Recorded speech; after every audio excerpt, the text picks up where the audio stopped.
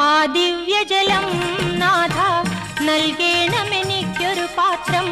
വീണ്ടും ഞാൻ വെള്ളം കോരാൻ പോരണ്ടല്ലോ, വീണ്ടും ഞാൻ വെള്ളം കോരാൻ പോരണ്ടല്ലോ.